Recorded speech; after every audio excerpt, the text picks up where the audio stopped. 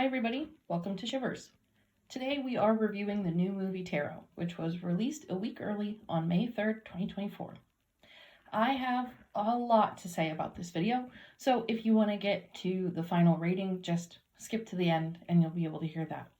But to give you an overview on the movie and my thoughts in general, so we follow a group of college kids who go to this Airbnb for a fun weekend getaway, and while there, they break into the keep out, no trespassing basement.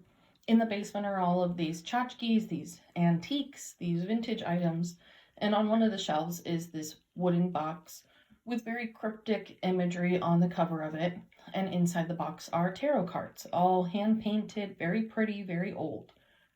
Our main character, Haley, decides to take these cards and says that she's done tarot readings before.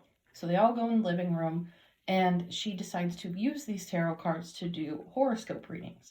So, being a tarot reader myself, I know how astrology can be tied into using tarot cards.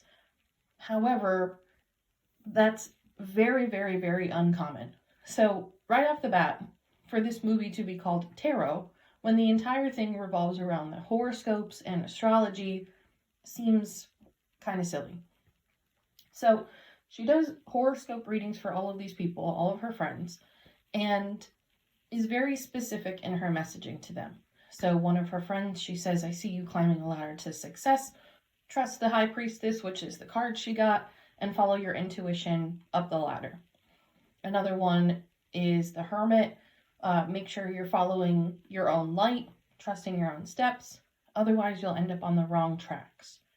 Some girl got the Magician. Be careful when people are watching you.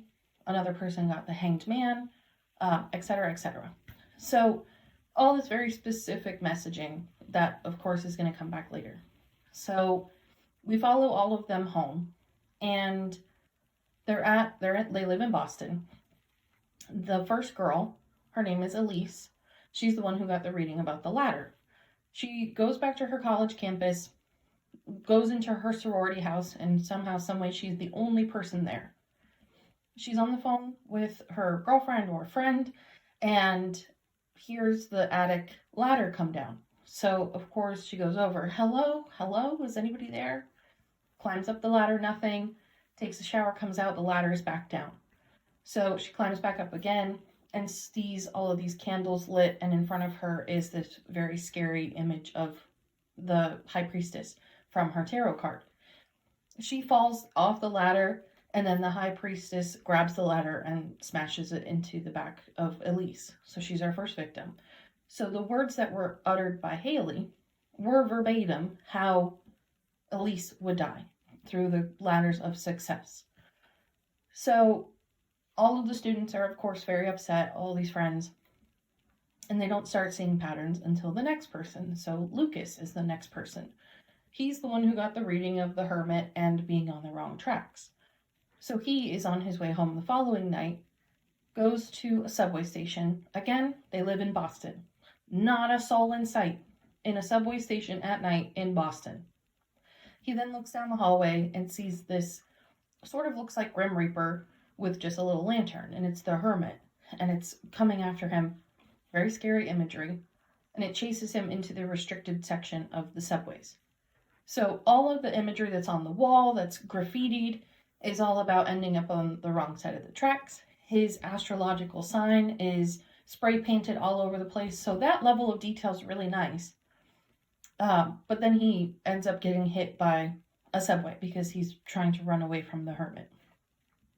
So they start to see some sort of a pattern, and they think that it's because of these tarot readings. So they dig into it, and they find this old lady named Alma, whose friends basically went through the same thing, and she survived because she did not do a reading for herself. They go and visit Alma. She tells them that, and then she says that these cards are cursed by some lady named the Astrologer. Essentially, back in the day, she was a tarot reader and astrologer for a very famous king. His wife died during childbirth, and she predicted it, and he didn't want to believe her, When it came true, he thought that the astrologer put a curse or a hex on his wife, and so they ended up going out and killing the astrologer's daughter. So she decided to curse the cards, and anybody who does a reading with these cards is now going to be cursed. So that's her story. So Alma has been trying to find these cards and track them down. Last she saw them was at an antique shop near where this Airbnb was. So guaranteed the people who of the Airbnb were just collectors like their antiques. Nothing more deep than that. So all of the students then decide that they're going to go back to the Airbnb. But before that can happen, they have to go back to campus real quick and grab all their things. On their way back to campus, they're over the top of a bridge. The car stops. They can't move. Batteries are dead. And the girl who's next received the Hanged Man as the card. And it said, when you are in stressful situations, you tend to run away, but be careful because then, you'll get yourself all wrapped up. So she's so scared in this car with all of her friends that she decides to open the door and run away. As she's running across this bridge, this figure appears and grabs her out of the sky and hangs her. So she's deceased now as well. So Paxton is one of the other friends. He basically says, screw this, I'm going back to my dorm and I don't care. So we follow him back to his dorm. He comes across this grotesque figure of the Fool, and it's very, very good imagery and very good detail in the background of the Fool. The Fool is this clown, kind of like a jester clown. And all of the imagery on the corkboard at the beginning of in the lobby of the dorm is all about the clown, and his tourist sign is there, and it's watch out for clowns, different things like that. So that's really cool. I really appreciated that. So Paxton gets on the elevator, and as the numbers are going up, he hears the jingling of the bell of the clown, and then the clown appears in the elevator, and then we cut away from him. So we're now following Haley and Grant, who are ex-lovers, and they decide to go back to the Airbnb with Paige. So the three of them go back to the Airbnb, call Alma, ask her to come, and they take the cards. They try to burn the cards. They don't burn. So Alma shows up, decides that she's going to try to conjure up the astrologer and reverse the curse by doing a reading for the astrologer. By opening herself up to being a channel, she has now allowed the astrologer to take over her body. So the astrologer flips it, makes this lady do a reading for herself, and then kills her in the way that the cards have laid out. So now this old lady, Alma, is dead. And Haley, Paige, and Grant are running around the house. Of course, they all separate, and they're trying to hide from their fate. So Paige received the magician. She then finds herself in the basement, stuck in the basement.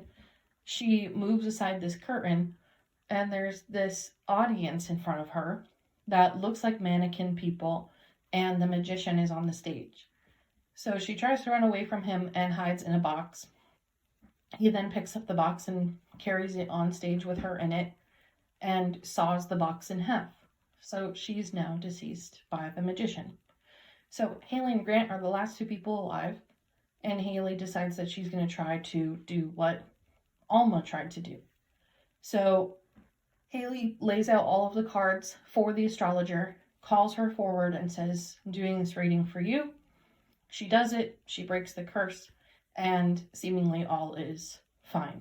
So the movie ends by her actually being able to burn the cards.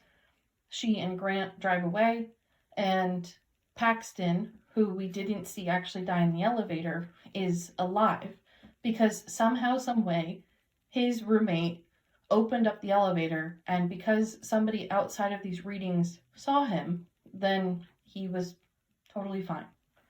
So if this movie had the ending with just Haley and Grant as the survivors, I'd be okay with it. But you're telling me that you just needed extra people to be around and then you wouldn't die?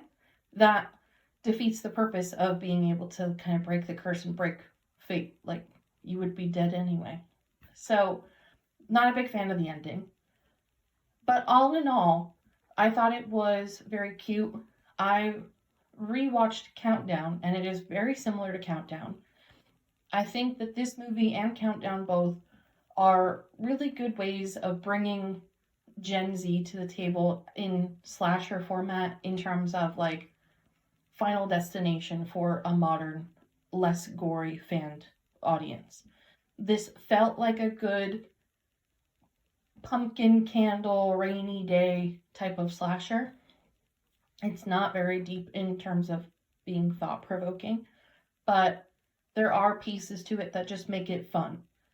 So, in terms of the actual scale of 1 to 5 for the Shiver scale, for the story itself, I would give a 3.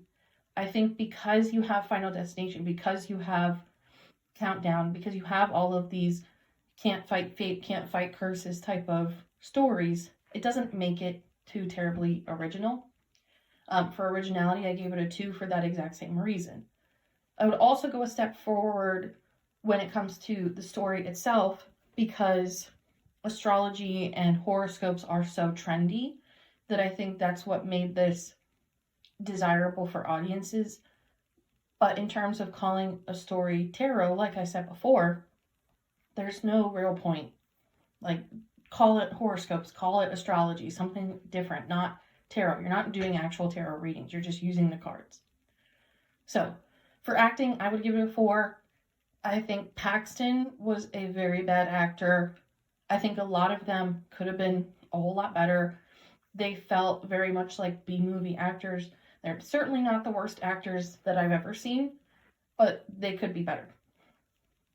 For production, I would give it a 5. This whole entire movie was very detail-oriented in the background. I appreciate that. All of the effects were really good. The makeup was fantastic. I love all of the characters. I think that they absolutely hit it out of the park with all the characters, with the makeup, with the background, everything like that. I think was very, very good. For scares, I would give it a 4 out of 5. There were very good jump scares. Watching it in the movie theater, you were able to hear the creatures running from left to right, right to left. You heard the laughing in your left ear, you heard the laughing in your right ear, the jingling bell of the jester you heard as well, like down the hallway. So all of that put together, I thought made it feel scary, which was very good, which is why I would recommend this in terms of like a rainy day pumpkin candle type of watch. So putting that all together, we get a final score of 3.6 out of 5.